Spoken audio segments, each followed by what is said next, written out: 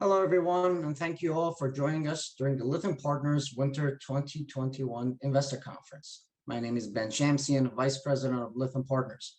During this Fireside chat, we welcome Else Nutrition, ticker symbol BABYF on the OTC and BABY on the TSXV. Presenting from Else is co-founder and CEO Hamutal Yitzhak. Before we begin, for those not familiar, Lytham Partners is one of the country's leading investor relations firm. With more than 2 decades of corporate access experience, we have built one of the industry's most diverse and effective platforms for connecting small cap companies with high quality and focused institutional investors, while creating a framework of best practices in all aspects of investor relations. Today's Fireside Chat is hopefully yet another example of where we can bring value to multiple constituents.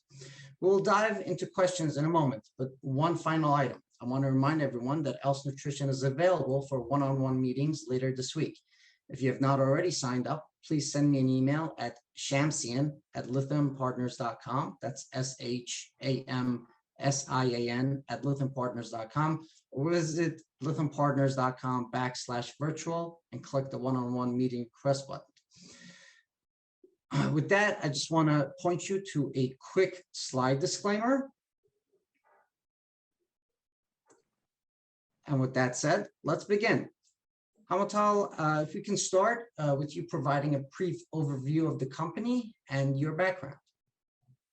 Sure. Hi, everyone. Very happy to be with you today. So Else Nutrition is a potential global leader and an expert in plant-based baby nutrition.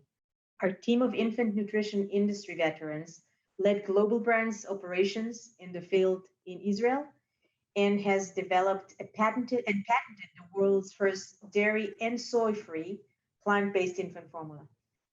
We are a unique and exclusive IP-protected alternative in this $80 billion market.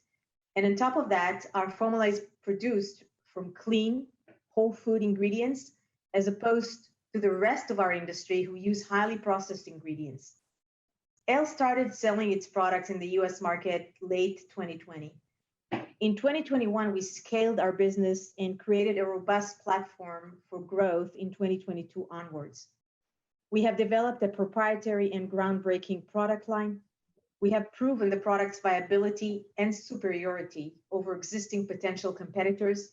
We have built an entire ecosystem to support billions of dollars in potential sales, a massive distribution infrastructure in North America. We're taking off now across all our channels, and we're building the science, advocacy, and communication of the scientific evidence that links plant-based nutrition to healthy growth and development of infants, children, and later down the road also for adults. We anticipate hundreds of millions of dollars in revenues over the next 5 years. Great, thank you. Let's talk about the competitive landscape. What do you see in the market today in terms of real competitors to what you're doing? So Else is actually a trailblazer in its field, and beyond providing the market with the first plant-based and soy-free alternative, we don't really have any direct competition. We consider the premium infant formula segment like organic dairy-based formulas, as well as goat milk and specialty dairy formulas that actually cater allergic and intolerant kids as our competitors. There is a small niche segment in Europe based on hydrolyzed rice proteins sold only in pharmacies to allergic babies, which is also has been there in the market for many years, but it's not a very successful segment. It's has a lot of problems with arsenic and things like that. So we're actually the only one in our space which is soy-free and also plant-based. Great. You've now been selling on Amazon for over a year. Can you share some data or analytics on what you're seeing and what is Amazon telling you regarding your performance? Sure. So we're growing rapidly on Amazon.com, averaging more than 10% month-over-month growth. According to Amazon's report, we have exceeded similar brands in our category in all parameters, like purchase rate and repurchase rate, for example. Our repurchase rate on Amazon.com is 62% compared to 40 to 45% repurchase for brands in the same category. I'm talking toddler category, toddler formula category. For example, another aspect is 60% of our purchasers have purchased, have procured our product at least 10 times or more. Our subscription on the platform have grown rapidly and continue to grow. So Amazon is constantly growing our inventory allocation. This is a big issue on Amazon today, as we sell faster than they allow us to replenish stock. Amazon is happy with our performance and is working with us to increase our investment in the platform.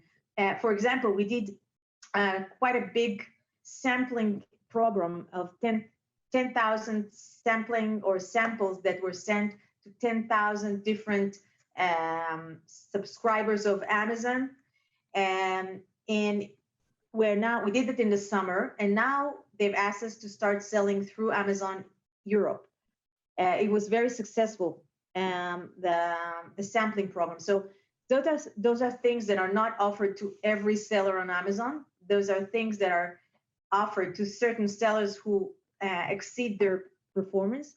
And this is what we see on Amazon. We're also working to start selling on Amazon Canada next year. That's great. Let's move on to brick and mortar. In 2021, you rolled out to about 1,000 doors, brick and mortar doors. What's 2022 going to look like in terms of reorders, additional doors? Help us navigate that. So far, our presence in the retail space has been mostly in small, natural food chain stores, which typically have smaller format stores than the big or medium grocers. We plan on during 2022, very early 2022, we plan both to dramatically increase our store count and, more importantly, list on bigger formats, larger grocery chain stores with thousands of stores, and improve our velocity through adding new SKUs and generating higher demand for our brand. These are the two main efforts that we plan on for 2022. As mentioned, we are working hard to list larger grocery retailers and also drug retailers. We already get regular reorder purchase orders from our distributors and online retailers. Great. Going back to Amazon, you talked about 2022, Amazon taking you to 7 largest European markets. That's about 300 million people. Talk a little bit more about that, time-wise, and specific countries, if you could. So following Amazon's realization of our brand great success and growth trajectory on Amazon.com, Amazon EU approached us and suggested to place us in 5 to 7 major European markets. It's their largest and only, I think, markets that exist for Amazon in Europe. It's the UK, France, Germany, Spain, Italy, Netherlands, and Sweden. And they want to assist us in the onboarding process, which we currently do on our own. We're planning to launch in Q1. We're already preparing everything, doing all the paperwork behind on all the back office work that needs to be done. We're working on the new labels and production of the products has already been done. We're now working on the labels for each of the countries. And the program will allow us to ship product from the US directly to the different Amazon DCs, distribution centers in Europe, making supply chain simpler. This is a great opportunity for ELS to start its first steps in Europe, which will later down the road be followed by brick and mortar distribution in those countries. Great. Let's talk a bit about China, obviously a large market. Where are we on that front? What can we expect in 2022? Are you in talks with any distributors? Help us learn a little bit more here. So in China, we're working on several fronts. We're making market research efforts together with Chinese partners to gain a more comprehensive understanding of the market. We already have a lot of understanding of it, but still we need a more comprehensive data on the entire market, including mainland China, as well as the e-commerce platform. This is a working in process project. And we are in advanced discussions with one of the largest Chinese online distributors for cross-border distribution to take our US products as they are, with, of course, with Chinese labels, to take them online to Chinese consumers. This is something that's going to happen quite soon. This effort is, if this one is successful, it should bring the first online sales in the first half of 2022, even, I would say, even before that. But let's not be too, let's be careful about our statements. So I'm saying first half of 2022. We're working with potential importers to offer our products in mainland China, which is brick and mortar. This will probably happen towards the end of 2022 or even at the beginning of 2023.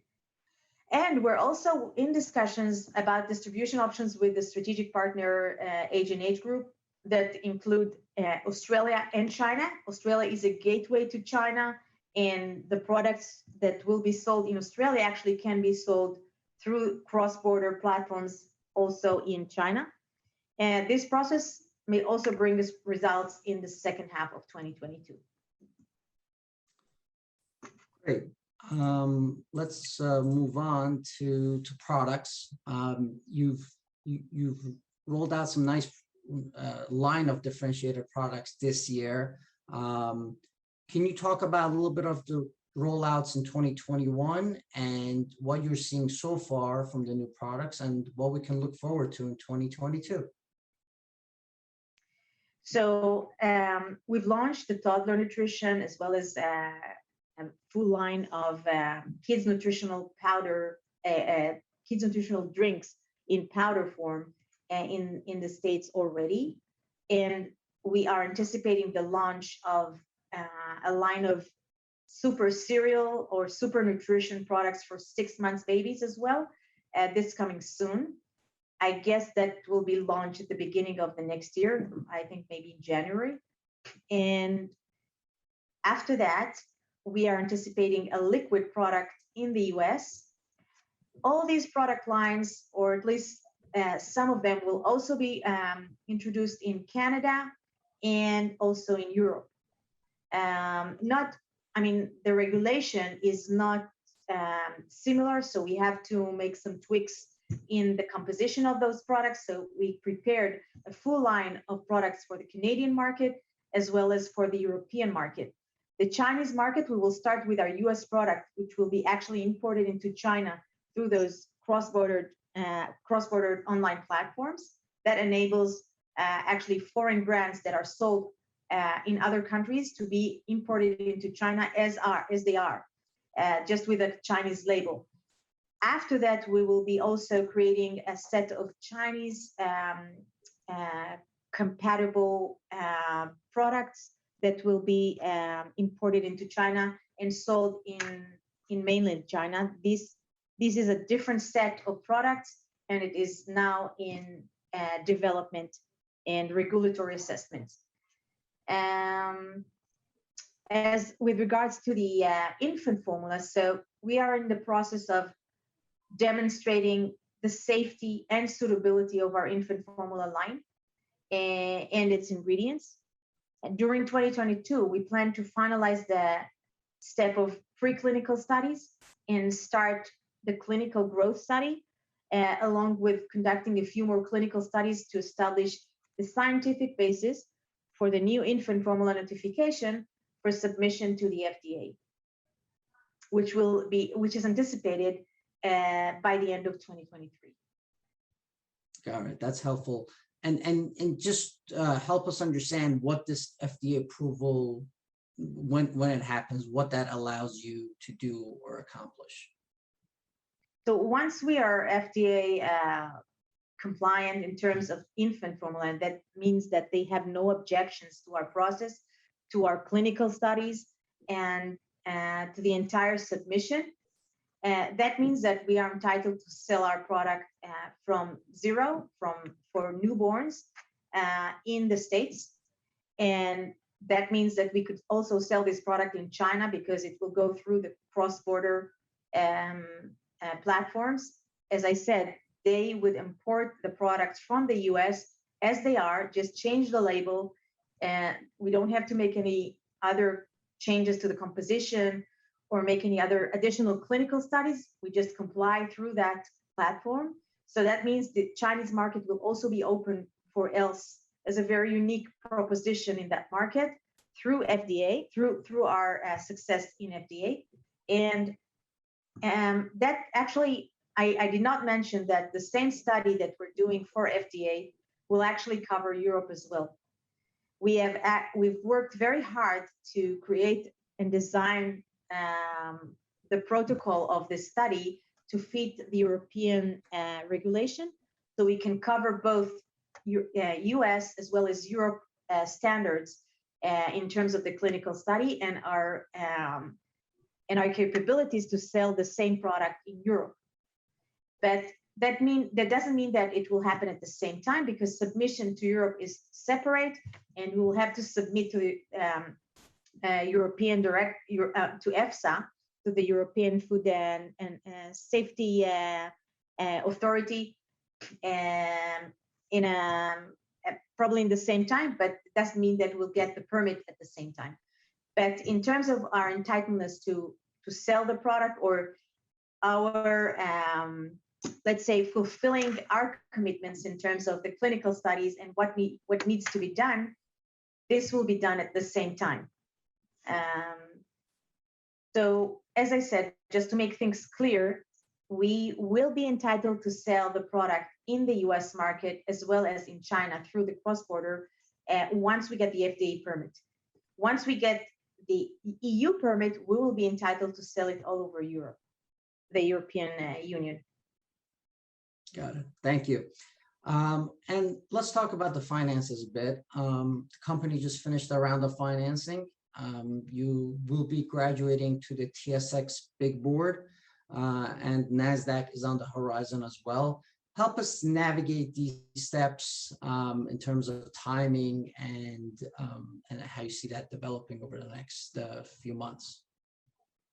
Yeah, so we're very excited to be able to graduate onto the TSX in the coming months. It's supposed to be happening very soon, at early 2022. The decision was one that we carefully evaluated with regards to the right time. We are a young company and we're growing rapidly, and it is vital that the timing is in line with our growth. Over the next 12 months, we will evaluate the opportunity to further graduate onto the NASDAQ, but we will need to be cognizant that the timing is also, again, in line with our growth. We do not want to take on something we're not ready for. NASDAQ is an arena we're certainly striving for when the time is right. All right, Hamutal, thank you very much for your time today. We greatly appreciate it. To anyone out there who has not already signed up for a one-on-one, please send me an email at shamsian@lythampartners.com. That's SHAMSIAN @lythampartners.com. Or again, visit lythampartners.com/virtual and click the one-on-one meeting request button. We hope you enjoy the rest of the conference. Thank you, everyone.